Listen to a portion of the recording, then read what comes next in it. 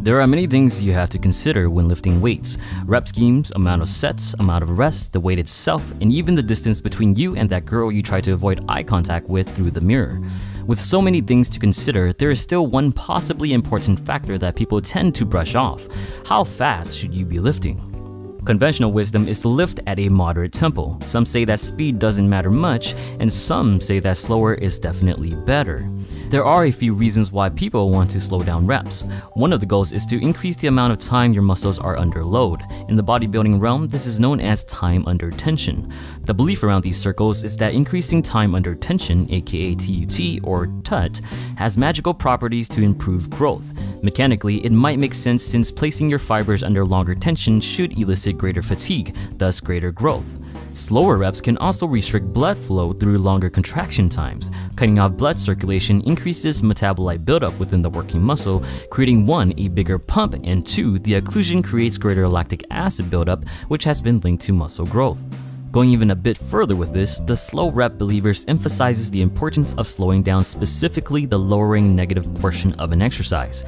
This touches base with more growth theories where this negative eccentric portion is responsible for greater muscle growth and even strength adaptations, one of which deals with eccentric contractions being responsible for the muscle tears during lifting. Know that sore feeling you get after your workout? Blame eccentric contraction for that one. You can also partly blame eccentrics for activating recovery-induced satellite cells, cells that are pivotal for growth. Eccentric contractions have also been linked to the release of phosphatidic acid, which have also been linked to, you guessed it, muscle growth. Well, it's one thing to hypothesize the possibility of slower reps and greater time under tension increasing growth, but how does the applied research stack up? Studies that look directly into time under tension have shown that, unfortunately, it doesn't provide any significant benefits. And the big reason is because greater time under tension means you have to use lighter weights. Let me explain.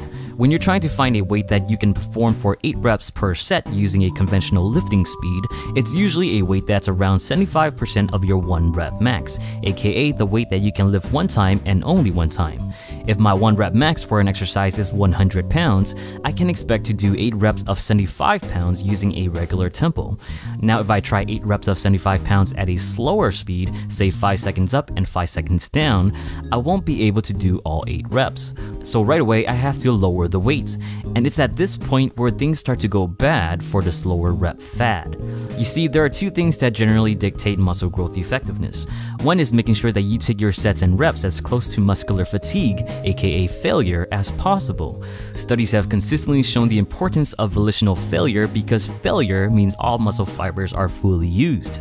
Slow and fast rep speeds will be able to achieve failure, but faster speeds have a small advantage. At a faster rep speed, you will not only be able to lift heavier weights, but you will also simultaneously recruit more muscle fibers to exert a greater force. Slower reps also utilizes mainly smaller type 1 fibers, which doesn't help with growth as much as bigger type 2 fibers. But even with that mentioned, reaching fatigue is the primary goal and is more important than the speed in which you get there. Along with reaching muscular fatigue, the other dictating factor is increasing total work volume. Total work volume is the product of the amount of reps, amount of sets, and amount of weight you lift. Studies consistently show that greater total work volume means greater muscle growth.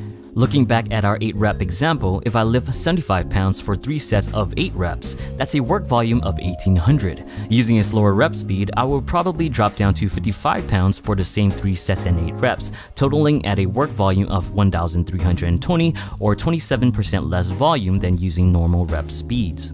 To summarize, the effectiveness of slow rep training might be held back to the fact that 1, although it does eventually recruit all your muscle fibers, it does not recruit as much simultaneously as faster reps would, which is important to not only muscle growth stimulation, but also important to increasing muscle strength. And 2, slower reps ultimately mean lower weights. Lower weights mean lower total volume means lower gains.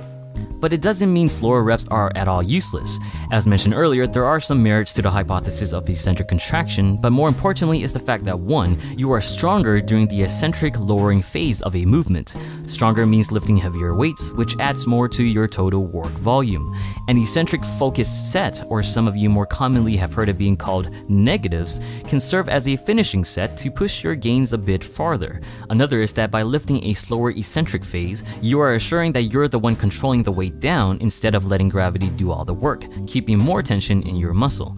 Also, a generally slower rep scheme is good for beginners to work on form and prevent injury. Obviously, the faster you go, the less in control you are of the weight. By controlling your speed, you control the weight. Now, if all of this still makes no sense to you, then the greatest takeaway is to simply just lift and not worry about it too much. Lift heavy, lift often, and lift consistently. If lifting faster or slower works for you, then as boring as this answer may be, just stick with the speed you are used to. What's your thoughts on rep speeds? Faster or slower? What's better? Please share your thoughts. Please also like and share the video if you enjoyed it, and subscribe for more videos. As always, thanks for watching.